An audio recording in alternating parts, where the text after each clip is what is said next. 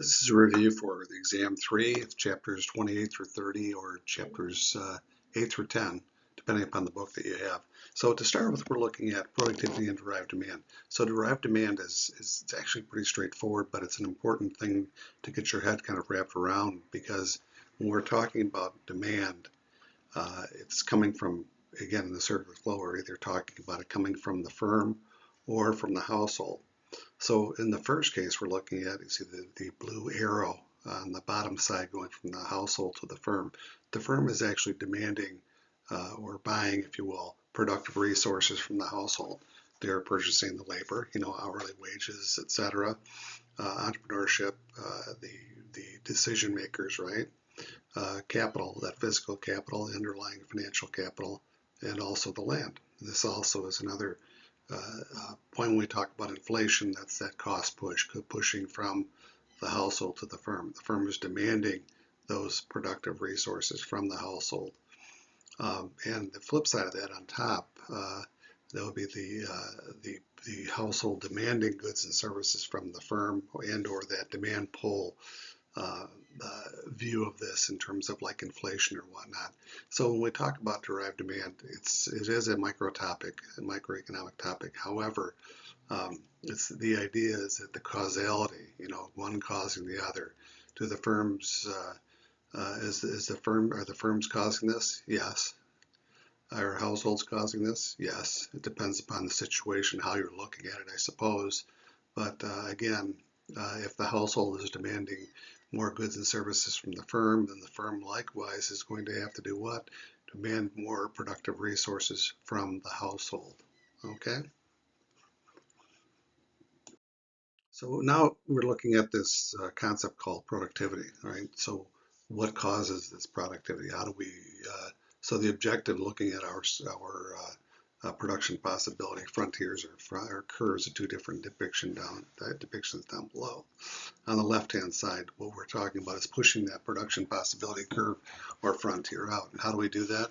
By either increasing the quantity of our productive resources or the quality of our productive resources, or any combination thereof. So what I mean by that, of course, is that if we're increasing the quantity, there are more people.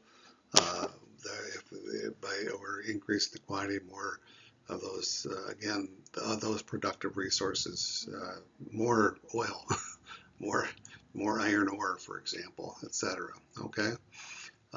And typically when we're talking about technology, when we're talking about adding technology, technology is usually the key to this, at least one aspect of this increase, and is pushing this production possibility curve out. The technology piece, of course, would be considered capital, right? And anyhow, lastly, when we're talking about restructuring, this whole idea of restructuring, typically when people hear restructuring, they're saying, oh, you're going to be reducing labor. No, not necessarily the case. It could be labor remaining unchanged, that you're going to be doing what? You're going to be adding more production capacity, if you will, by adding more technology, adding more automated equipment, etc. Or it could be also that if you're in a high tax jurisdiction, you're moving to another lower tax jurisdiction, which often happens. Anyway, this is the idea of, again, that how we increase this productivity in the long run ultimately is by altering those productive resources, adding to them, and or increasing the quality of those productive resources. And again, on the right hand side, this is just a depiction of that being on that production possibility frontier or curve. And those other points C is unattainable at the moment because you're using all of your productive resources to the maximum of their capability, being on B. And if you're inside your production possibility curve or frontier, that means you're not using your productive resources efficiently or effectively. That would be the case. Typically, you would see higher unemployment, etc.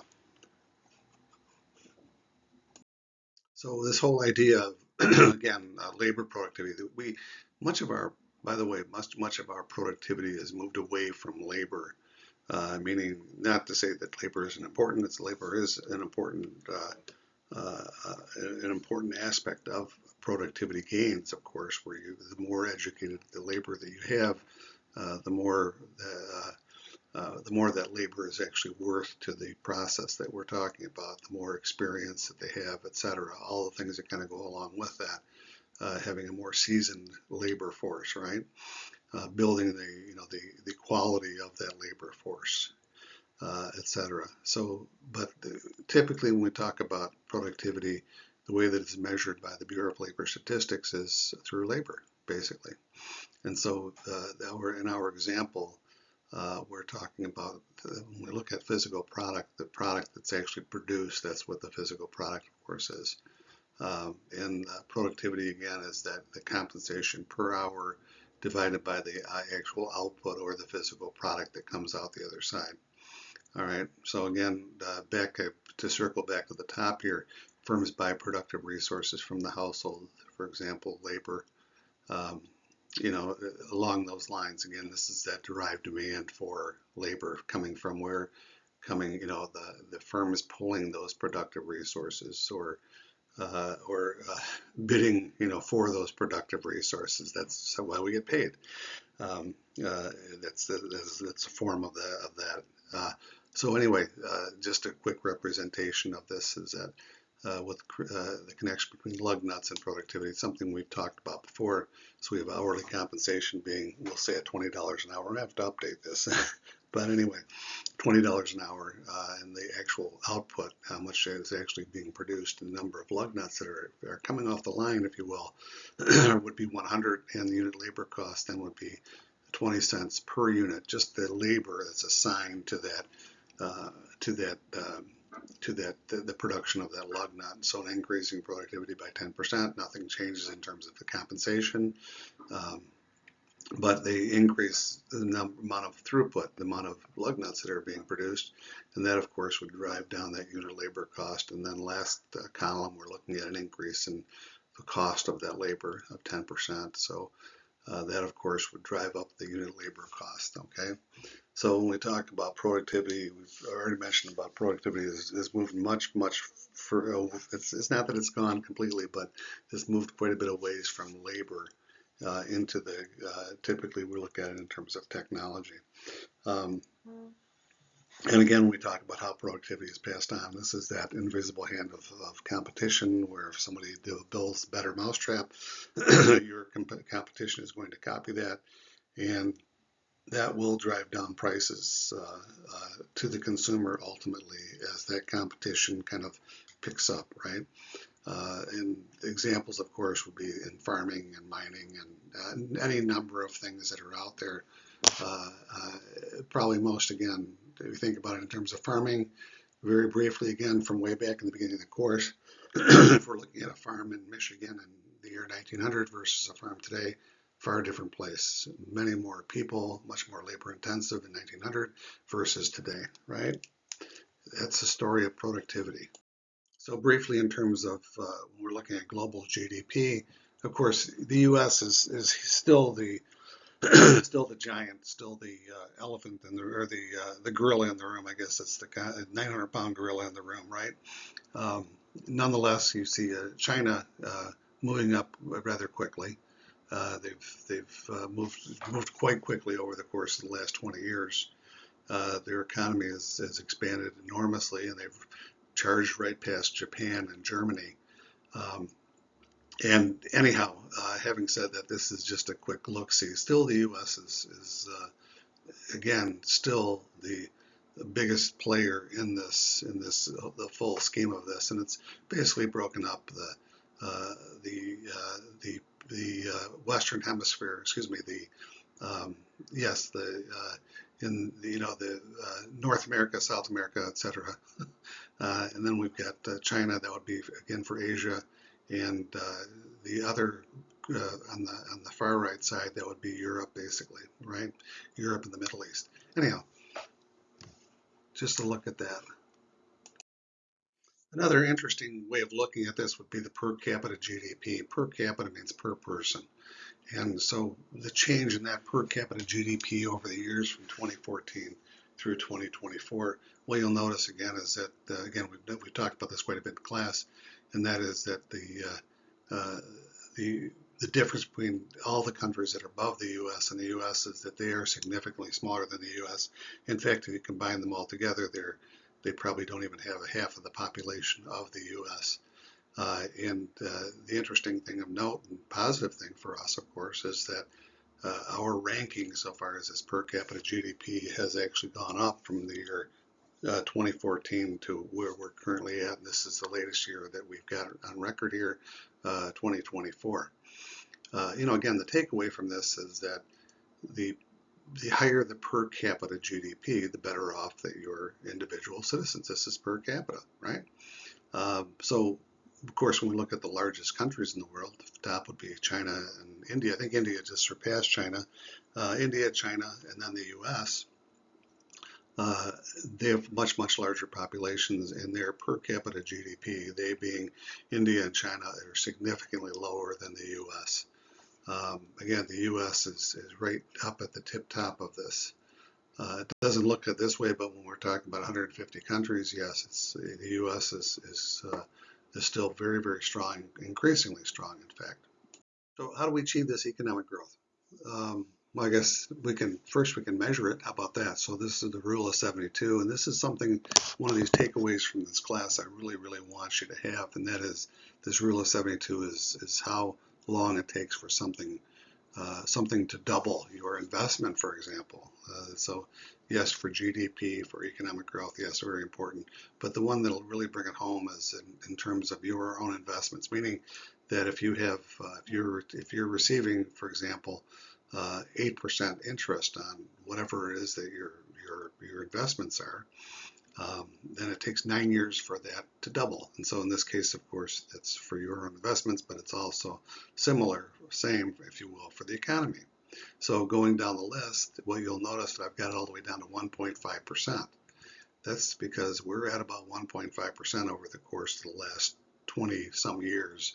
Our economic growth has been anemic, to say the least. So in order for the economy to double, to grow, it would take 40 years or 50 years, if you will, for the economy to grow. Whereas if we were growing at 3%, so double that rate, it's going to cut that time in half from 48 years to 24 years. And remember, why is it important that the economy grows? Why is it important that the GDP, the gross domestic product, expands? And that's because just a couple of notches down from GDP, we have income, right? And all of us want what? More income. And when I say more income, I'm talking about more real income, all right? Anyway, so on the right-hand side, once again, we have the business cycle, and this is the thing that spurs on economic growth, and slows down economic growth, and causes the hiccups in the system. And remember, the takeaway from when we talk about the business cycle is that with the business cycle, what causes this business cycle is market failure. Markets are not functioning in the way that we would want them to work. So again, at full employment, we're humming along. We have zero cyclical unemployment, and then we have falling productivity, meaning that there's not as much of a demand for your products. Again, simple, straightforward. And as a result of which we end up at the firm, we end up laying people off because we no longer need as many of those people to produce the fewer goods that are being demanded, right? And on we go. Discouraged worker effect. Of course, this is where people give up looking for work, and as a result of which the unemployment rate goes up. Rising productivity, you don't rehire people immediately because you're really not sure if this is the bottom of the business cycle or a false bottom that's going to continue on down, so you just hold off as long as you can. And then what happens is that we have increased unemployment because, again, unemployment being that U3 unemployment, right? That you have to be not working or unemployed and actively seeking employment. And so what happens is that more people are looking for work, so therefore it drives up that unemployment number. And then as people are hired in, that unemployment rate falls, that in earnest, if you will, driving us back to the top of that business cycle. So in 1776, Adam Smith wrote the book Wealth of Nations, or an inquiry into the nature and causes of the wealth of nations. And Again, this is the 250th anniversary of that, which is interesting, and not just our, meaning the U.S.'s 250th anniversary. It's also kind of the 250th anniversary of this modern economic age, if you will. So highlighting this, of course, would have been that when we talk about the invisible hand, but he wrote about lots and lots and lots of stuff here. So of all these things that there are a lot of things that kind of go along with it. Just a couple of highlight a few things. Property rights is very important. Property rights are terribly important when we talk about this capitalism system that we're kind of describing here. Property rights meaning you have to have some ownership. You have to be able to prevent other people from taking your stuff, right? Why? Otherwise, there's no incentive for you to go out there and get more stuff, or to to make your process more efficient, etc. Other things that enable that, of course, would be patents, copyrights, and trademarks, protecting your stuff, your intellectual property rights. Efficient financial institutions, you have to have banking, a good dynamic banking system that that is robust and does work well, efficiently for those participants. You have to have an educated population in order to have again to enable that productivity, or to keep the system moving along, if you will. All right. And finally, free trade. Again, there was more here, but these are just some quick highlights. Comparative advantage. This is David Ricardo. I hadn't mentioned him in class, but he's an economist, David Ricardo. Important in that the idea behind comparative advantage is not necessarily that, the concept of free trade. It is, but even more importantly is that this whole basis for comparative advantage is that both sides have to benefit from this exchange, right? So in order to be importing and exporting that process, both the importing country and the exporting country have to be able to benefit from that. So this determination of economic growth, this increased supply of productive resources, not just when we talk about the supply, we're talking about not just the quantity, also again about the quality. So increasing that quality, improving technology and education and so on and so forth, improving the capital, that's the technology side, improving the labor, that's the education side. So we have to have this an effective demand, meaning that we have to have enough to do what? To absorb that supply. So if the firms are producing these goods and services, you have to have that demand for those goods and services. If you don't, that goes back to our business cycle that we just talked about. So efficiency then again refers to the production of the most goods and services at the lowest possible price, the biggest bang for your buck, right? The consumer receives the maximum number of goods and services for the lowest possible price.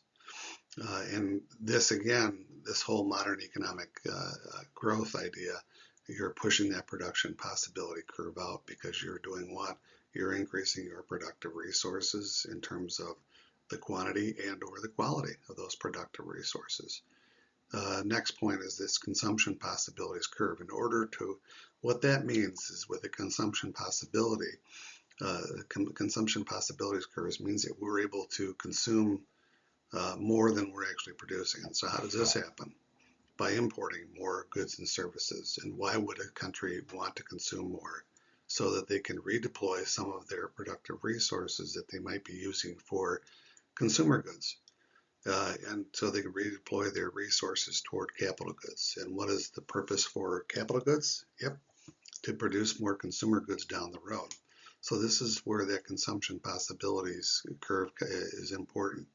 If you're a net importer, that means that you're consuming more than you're consuming more than what you're actually producing in your country, in essence, right? So this is helpful in terms of expanding your economy down the road, if you will, or at least that's the general idea. On the flip side of that is that if you have if you're a net exporter, that means that you're consuming less than your productive resources are actually producing in that time frame. And there's that mismatch, good and bad to this. Again, the economics. The good part of that is that you're able to to increase the income on the productive resource side. The downside is that, well, you might have the income associated with that. You don't have, the goods and services aren't available because you've exported them. Anyway, so the U.S., of course, has is this locomotive effect. The U.S., again, as we've pointed out repeatedly, is the largest economy in the world, and we are the driver, if you will, for world uh, economic growth. And it's through this locomotive effect where we're importing goods and services from other countries that we're able to drive those world economies as well. So this is that. This is where the aggregate supply, the overall supply, not just in the U.S. but for the world, increasing that overall supply with when you've got a country like the U.S. demanding more and more of those not just the consumer goods in terms of the household, but also in terms of firms buying, importing goods and services as well. Major driver. So when the U.S. economy is humming along, this is a boon or a net benefit for the world in general. Always something to keep in mind. So again, going back to our circular flow, is that when with savings, those are withdrawals. It causes the economy to slow down initially, but especially in modern times, this actually turns into investment very quickly. So that is where, when we're talking about investing, we're buying capital goods ultimately for the firm. uh, Expanding the firm, growing the firm, if you will. And that is the capital goods side. That's an injection that GPDI, or gross private domestic investment. And the next point we're looking at are imports or withdrawals. But the positive side, of course, is that they reduce inflation, and they also increase domestic competition within those domestic markets. More substitutes, and we all like more substitutes. Taxes, again, are a withdrawal. However, those quickly turn into spending on the government side. So government consumption and expenditures and government and gross investment. So those are an injection. Again, we're just walking through this one more time. GPDI. So the more that we're producing in capital goods, it's going to reduce the amount of consumption, or it's going to be reducing the consumer goods that are available. The positive side is that we're increasing the capital accumulation. We're growing our production capabilities. Really, is what it comes down to. So exports, again, reduce that current consumption, as we talked about before. But it increases employment, increases economic growth, increases income, and we all want more income. Adds to the GDP as a result. So again, the GCE and GI, that's government expenditures, reduces current consumption for the household, but it also increases economic growth, because what does government do? They spend, and they're spending on what? They're not they're buying goods and services as well from those firms, right? And they're also employing people. Nonetheless, these are just the back and forth. So growth and taxes, and we're talking about deficits. So the relationship, and when we're talking about growth, taxes, of course, reduce the ability for consumers to consume, and taxes. So there's a downside to this, of course, as well. The higher the taxes, the less there is for consumption. And the more government spends even beyond those taxes, that's where we end up with deficits. So how do we grow ourselves out of those deficits? This is the trick. This is the hard question to deal with, to answer. It's actually pretty straightforward in many ways, but it's also very difficult to actually accomplish this. How do you get to the top of the mountain? You start climbing. So anyway, lower taxes. How do we lower taxes? How can lower taxes grow us out of deficits? Well, all else equal, to start with, if we reduce our taxes, but if our spending on the government side stays the same, that's going to actually expand to grow deficits. So what would we have to do? We would have to reduce spending to some fashion. But there's another aspect to this as well, because if you lower taxes, what happens? Lower taxes means that there's more money in the pockets of the consumer, And what do consumers do with that additional income? Yep, they spend it. And if you're going to be spending it, you're going to be demanding more products, if you will, more goods and services from the firm. And as a result of which, if you're earning more income, again, that drive demand piece, the firm is going to have to hire more people. If they're hiring more people, if they're producing more goods and services, guess what? More taxes are being paid. Even though it's a reduced rate, they're making up for it in the volume of taxes that are being collected. Sounds like a bit of a shell game, but the reality is that it's worked in the past quite well, and it's kind of the path forward, if you will. In many ways, people might argue with that, but it is an option so far as growing us out of these deficits. So it is possible. So until now, we kind of focused on the growth side, this economic growth, that whole thing that not starting with, but kind of emphasized, if you will, by Adam Smith with this capitalistic system. The other side would be the anti-growth, meaning that there are problems with industrialization and problems in terms of external cost, pollution, climate change. It's suboptimal, again, not sustainable. Kind of going forward with all this pollution. We don't want this pollution that kind of accompanies this economic growth, or at least on the surface accompanies this economic growth. In addition to that, this fast growth of the economy, this growth idea, it leaves many people behind. It's uneven in terms of who benefits from this, and as a result of which you cause more disparities so far as incomes are concerned. And this is that income disparity, or the Gini coefficient. And we've certainly gone the opposite direction. We've become more unequal. Our incomes have become more unequal rather than more equal. That is not a good place to be, right? This is not what we as society want. We want people to be closer to that equal income distribution, not necessarily at a completely equal, but moving in that direction. So how do we resolve this situation? A quick, easy way to do it, I shouldn't say easy, painful, redistribution of income through taxes. So the latest iteration of this is a push toward wealth taxes, meaning, remember when we talk about income and wealth, income is what we earn over a period of time. So for that exchange for the use of our productive resources, we're being compensated, for example, for a year of salary. Wealth is that, remember, our income goes to three places. It goes to taxes, consumption, and saving. So that accretion, or that piling up, if you will, of that saving, that is where we get our wealth. And so the point is that there's a big push now toward wealth taxes. And again, one of the problems with that is, I know I'm on the anti-growth side, but so anyways, we're trying to push ourselves back closer to this more equal income distribution, and also equal wealth distribution, if you will. But again, with this wealth tax, part of that problem is that it really steps on those property rights. Okay, meaning if you want to encourage people to start businesses and so on and so forth, this will inhibit that when you have wealth taxes. Talk more about this in class, something to kind of think about at any rate.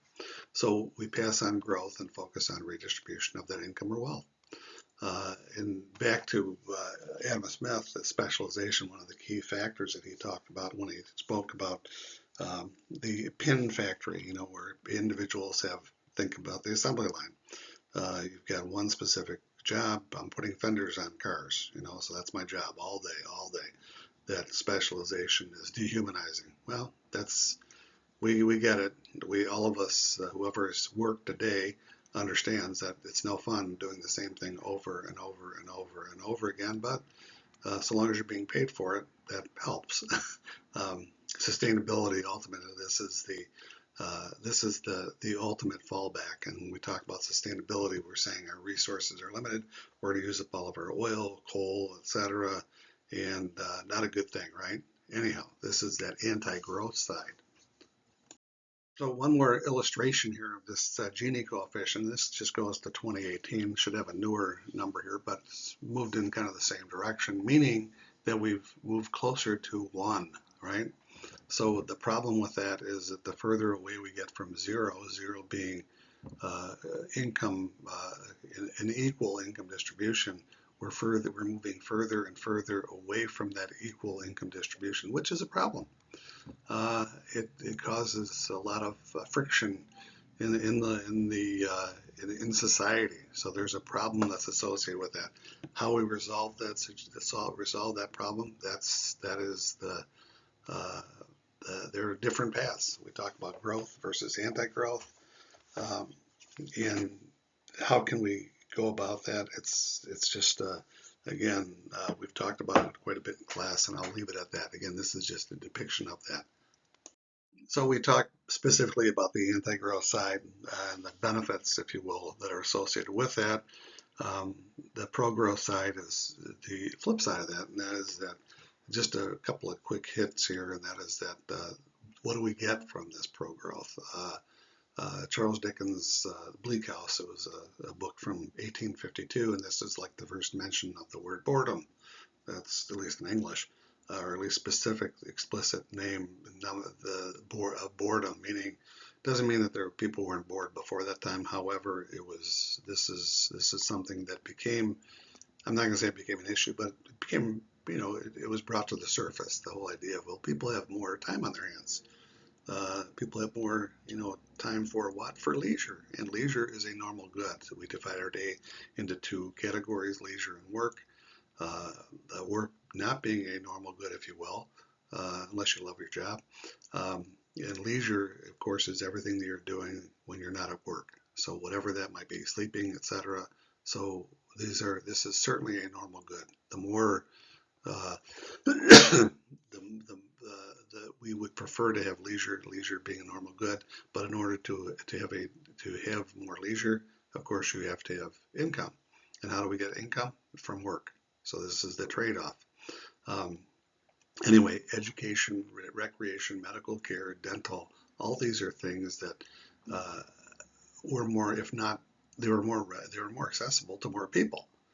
That was brought on by this economic growth. More people had access to medical care, dental care, going to museums, etc., art, and more time with family, not just working from dawn to dusk and then coming home and passing out type of a situation, although it feels that way sometimes.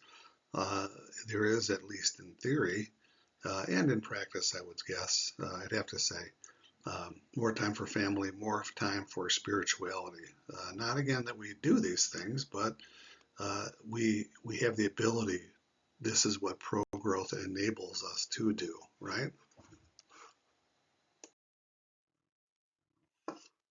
So when we're looking at specifically this idea of unemployment and price level changes, so unemployment, we have different types of unemployment: cyclical, structural, frictional, and seasonal. Cyclical associated with the business cycle that we've talked about repeatedly. Structural has to do with your job being replaced, excuse me, yes, you being taken off your job and it's not there for you when you come back. You've been replaced by automated equipment or something along those lines if you're working in a factory. So you have to go out there and be retrained. This is the most difficult one to contend with, and we will be seeing much, much more of this kind of going forward with the advent of AI, artificial intelligence, right? Just some things to kind of keep in mind. Frictional is that you're between jobs, you've got a job lined up, but you haven't started yet. Seasonal has to do with the seasons. If you're Santa Claus, that's your job. You only get to work a couple months out of the year, maybe, maybe a month and a half. Anyhow, these are the different types of unemployment, and the keys for this unemployment, of course, is that the Bureau of Labor Statistics, which is under the Department of Labor, but this current population survey, this is the survey piece of it that's done by the Census Bureau, and Census Bureau is actually with the Department of Commerce. But anyhow, having said that, they're the ones that go out there and do the counting, of course, the census people. So our official unemployment rate, or the U3 unemployment rate, is something that we've repeated in class quite a bit, and that is that the U3 unemployed is that you have to be not employed, but you have to be actively seeking employment, right? So that unemployment rate is that U3 unemployed divided by the U3 unemployed plus the employed, or the labor force, if you will, right? So labor force is equal to the unemployed, the U3 unemployed plus the employed.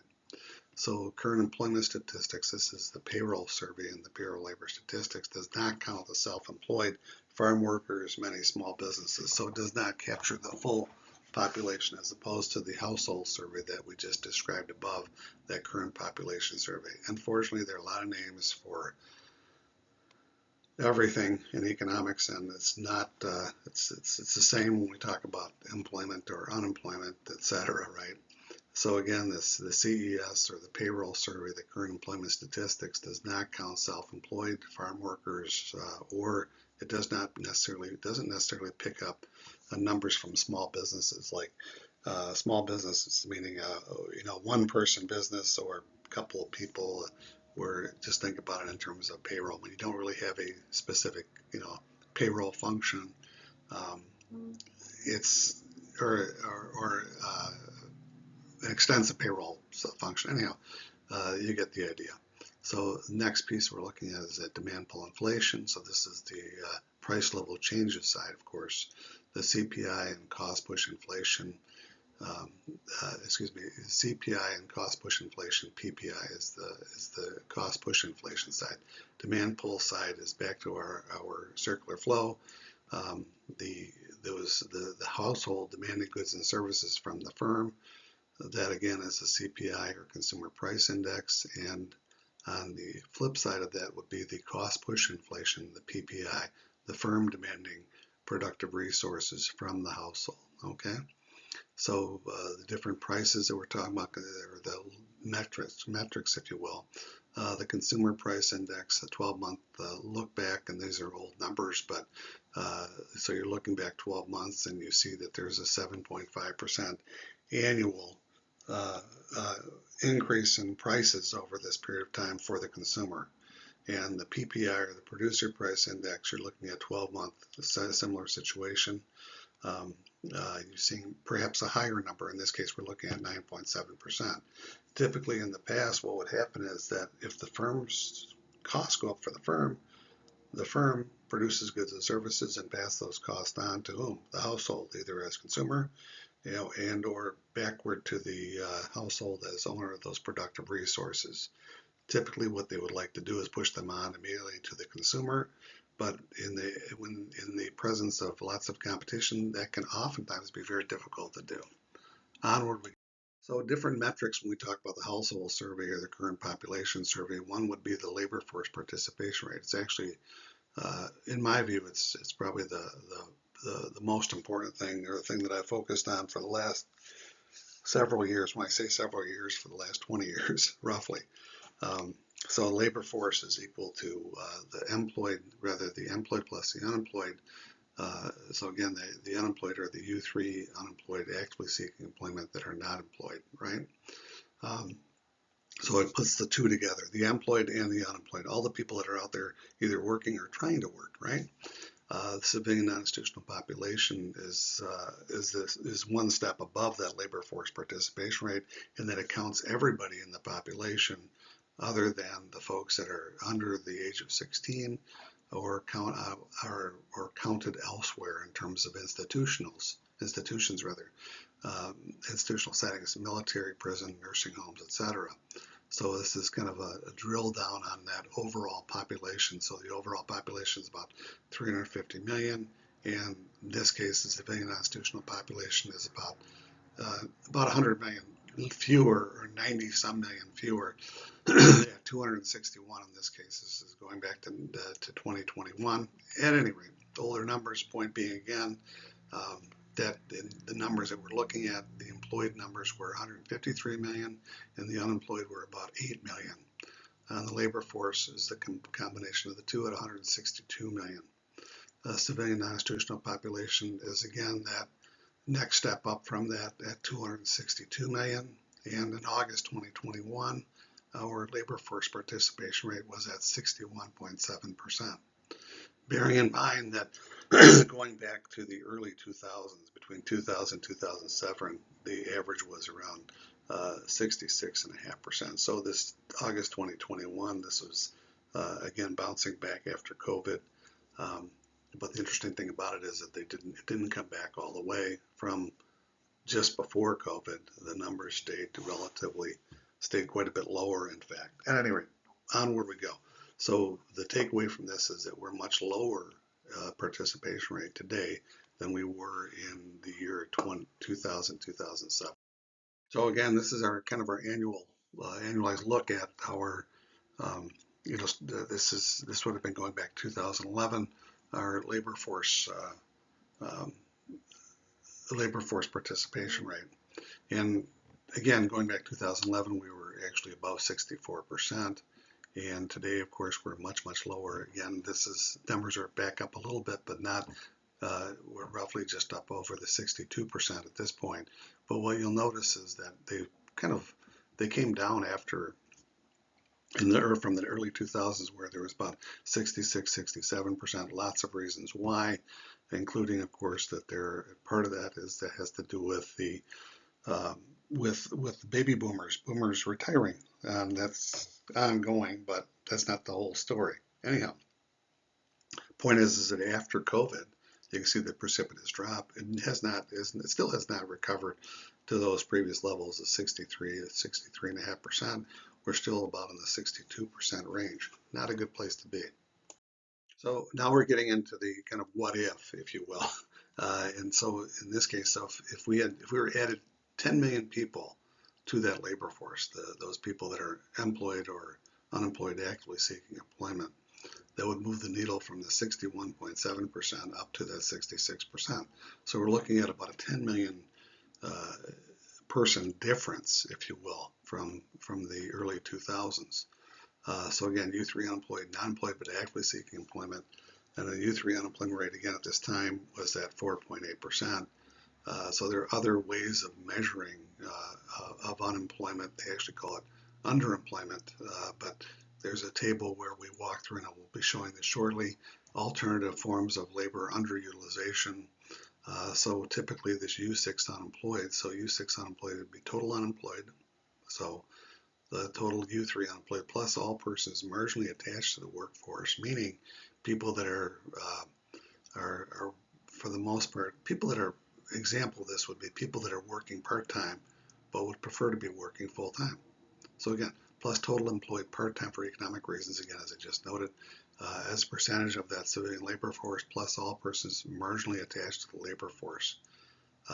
Seasonal workers, people that are coming and going and so on and so forth. So that speaks to a much higher percentage, of course, than that U3 unemployed, as depicted in our alternative measures of underutilization, this table A15 from the household survey. So U3 is our kind of official unemployment rate.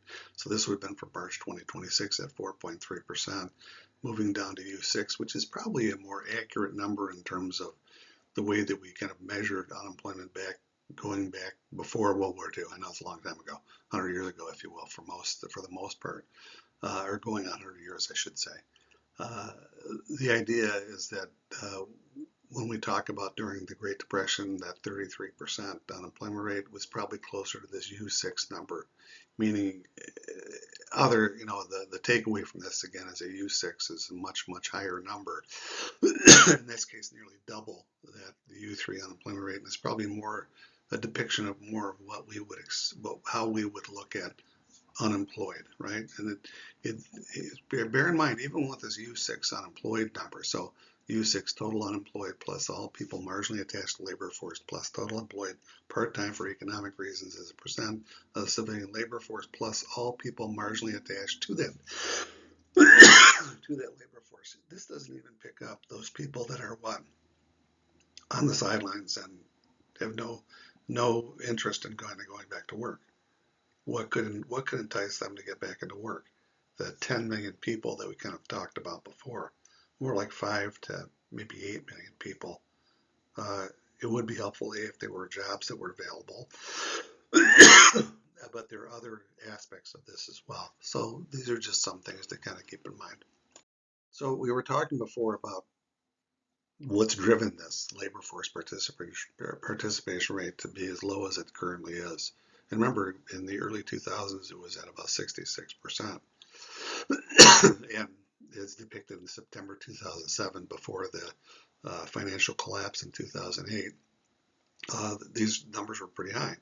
And if you look at it in terms of age cohorts, age groups, right, 16 to 24, and the reason this typically 10 years going forward from that, it's just that remember, under 16 are not part of this labor force, are not part of the it's not part of that pool that we're looking at, that civilian non-institutional population pool. So it's down. It was down significantly from 2007. 59.5 down to 55.4, etc., going down all the way down the list until you get to the older age groups, 55 and older, where it's actually gone up. In fact, the 65 and older, it's interesting. It's gone up quite a bit, up to that 19.2%. And there are reasons behind this, but these are the contributing factors, if you will, to that lower labor force participation rate, which is troubling. And you have to ask yourself why. It's what people look at, like the first age group, 16 to 24. That's quite a bit down, down quite a bit. Remember, these percentages speak to hundreds of thousands, if not millions of people. And the difference between 59.5 and 55.4 could be several million people, or is several million people. People say, well, maybe it's because they're going to school. That could be. However, they were going to school in 2007 as well. Anyhow, on where we go. The point is that we want more people working. More people working equates to what? Higher income, more economic growth, etc. So something that's brought, this Okun was always odd names, right, for these economists. So Okun's law. So basically what we're saying is that we're trying to put together a relationship between, it's called a GDP gap, where the actual real GDP minus the potential GDP, what the difference is between the two. So for every 1% that the unemployment rate is above the full employment unemployment rate, GDP, or economic output, the gap is 2% lower than where it ought to be. So pretty straightforward look at this. It's not rocket science. Again, these are kind of all rules of thumb. Again, we're talking about unemployment is equal to all the different types of unemployment, cyclical, structural, seasonal, and frictional. And again, when we're talking about demand pull inflation, that's the CPI part.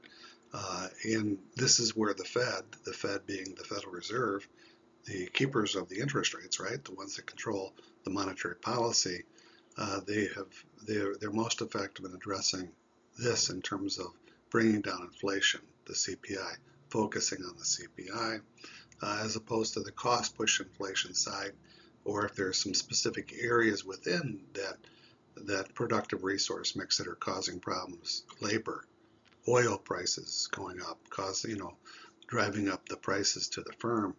The Fed is very effective in quashing that and stamping it out. However, the problem is that it kills the entire economy. So very effective, very useful in terms of on the consumer side, that consumer price index. But when we're looking at the PPI side or the producer side, the prices going to the firm, not quite so effective. I mean, not quite. It's like, think about taking a hammer to an ant. I shouldn't say those things, but anyway, you get the idea. So the Fed, this is where the Fed we're introducing the Fed a little bit here as well as we're going with the monetary policy piece. So back to Okun's law again. Not a lot on the exam, but I'll focus on the asterisk and the highlighted material. For every 1% that the unemployment rate is above full unemployment rate, the GDP, or economic output gap, is 2% lower than where it ought to be. So it's that unemployment rate reflects not using all of your productive resources, and when you're not using all of your productive resources, you're going to have less production. And if you have less production, of course, that's going to cause the economy to shrink or to come down.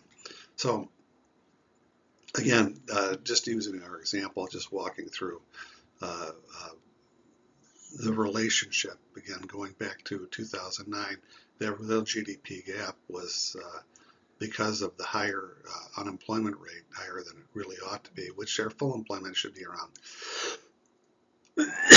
In normal situations, would be about 4%. Anyway, having said that, the real GDP gap in 2009 was about $1.5 trillion. So it's a big, big chunk, especially when we're talking about an economy, a real GDP economy of about 14 billion or 14 trillion dollars.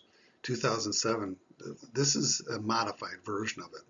And so what we're basically saying is that, okay, we would ideally like to be where? At 65, 66%, right? So the current labor force participation rate is at 62%.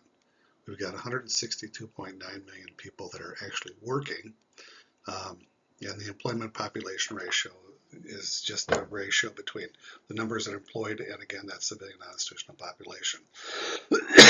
And that would be 59.3%. Unemployed, again, we're taking the unemployed, the U3 unemployed divided by the labor force, and labor force is equal to the U3 unemployed plus the employed.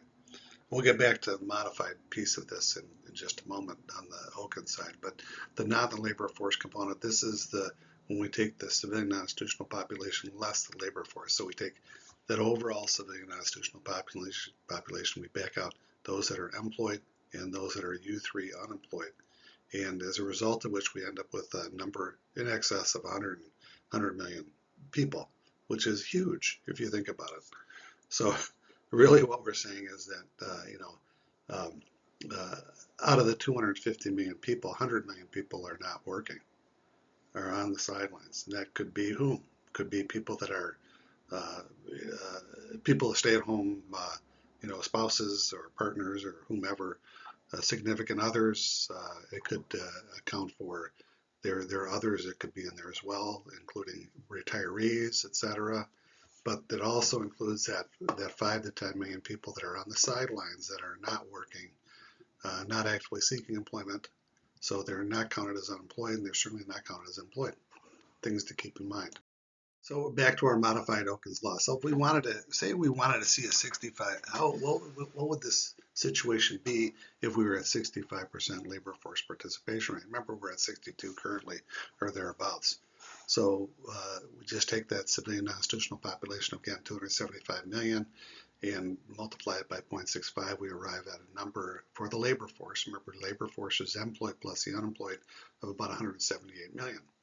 So that adjusted labor force, we're looking at 178 million minus the 7.6 million U3 unemployed. That amounts to 170 million people that are employed. So adjusted that employment, we take that 171 million people, we subtract out the actual number of 163 million. And that equates to about that 8 million short on the employed side. So we would push them into the unemployed bin, if you will, to get to the 65% labor force participation rate. So really what we're saying is that we're missing about 8 million people out of the 8 million people out of the labor force that probably should be in that labor force, or arguably could be in the labor force.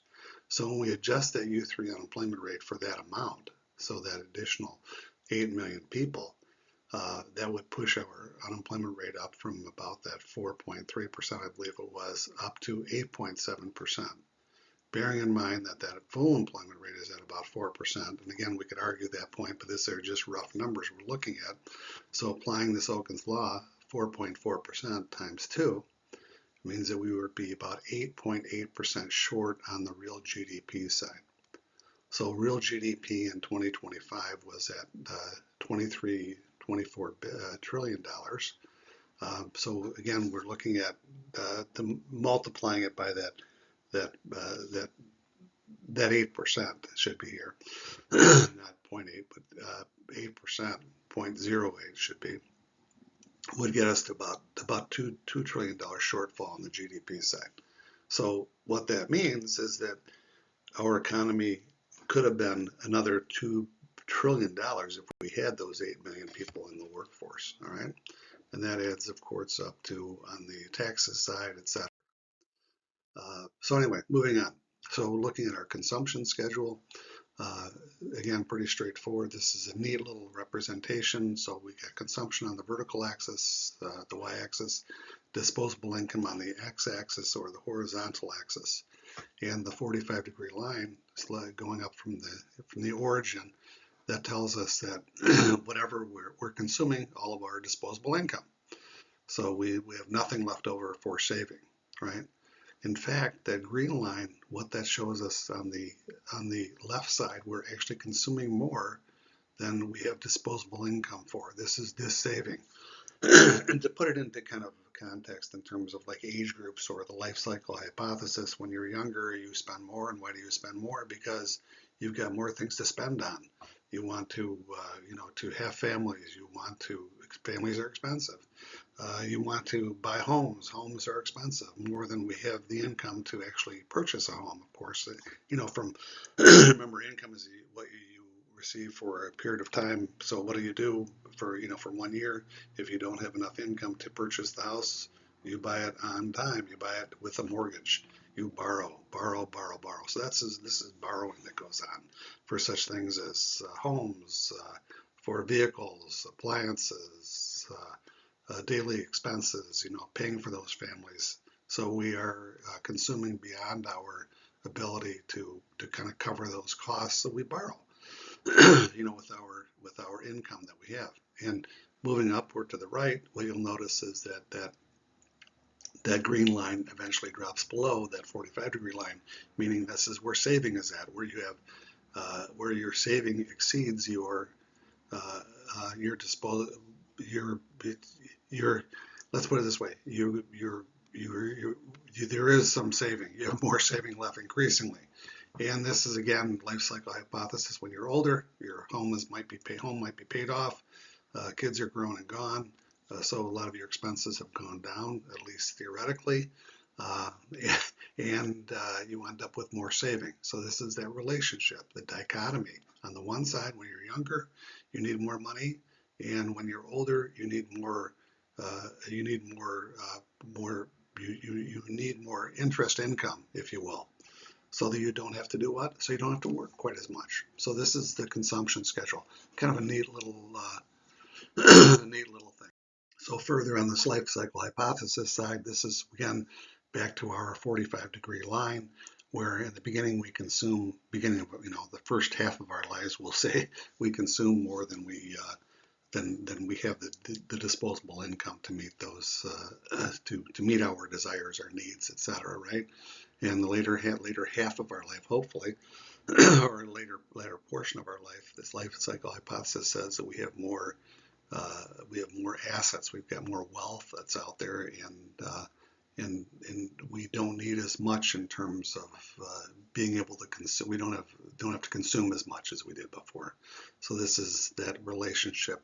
It also paves the way for what? For retirement. So if you're retired, you still need to have the financial resources in order to support yourself. And this is where those investments kind of come through. So again, borrowing now reduces later consumption. This is the borrowing effect of this.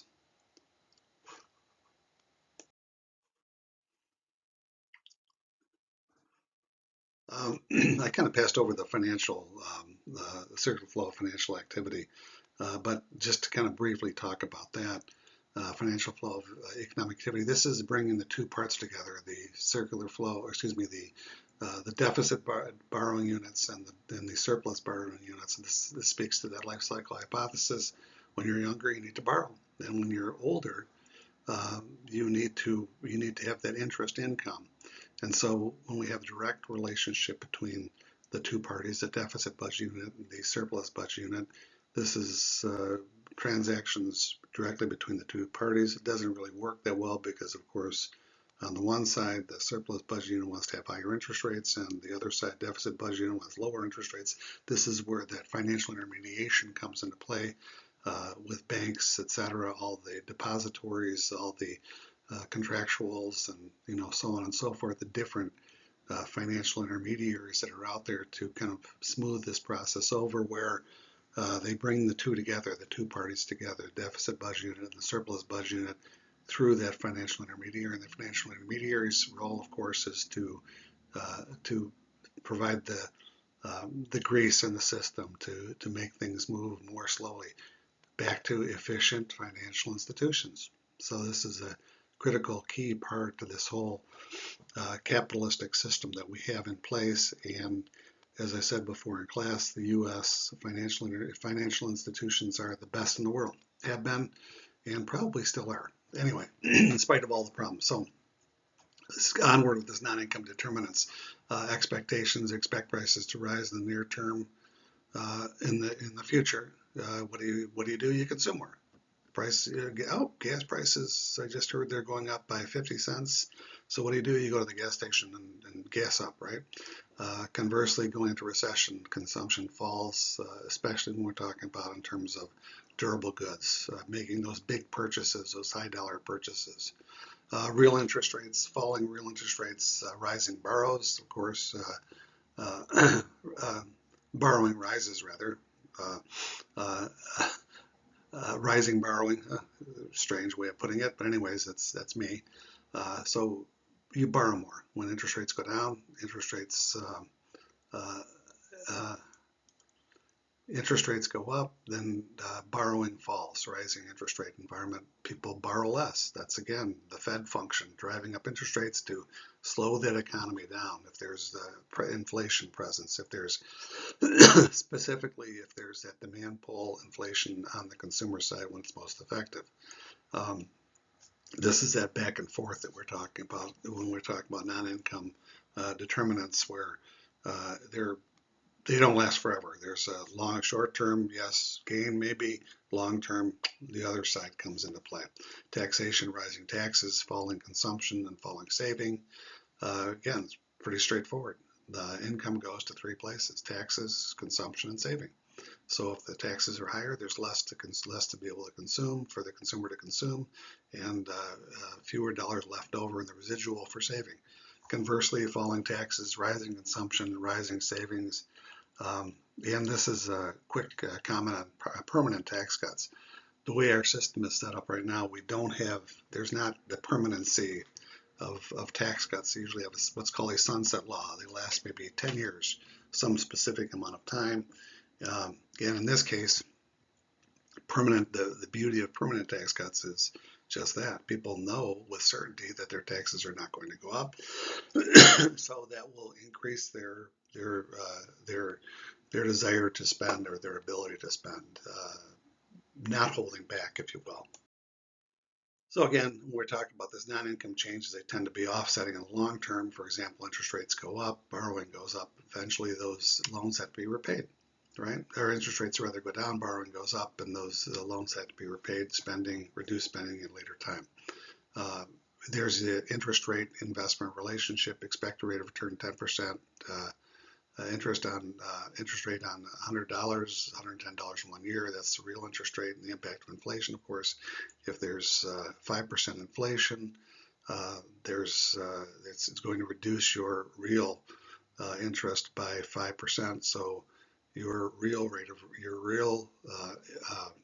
of return would be 5% rather than that 10%. So you might be receiving nominally $10 more, but in real terms, meaning nominally in your pocket $10 more, but in real terms, what that money can actually spend would be reduced by about 5%. So it would drop it down actually to not $110, but that $110 in your pocket actually in real terms turns into $105.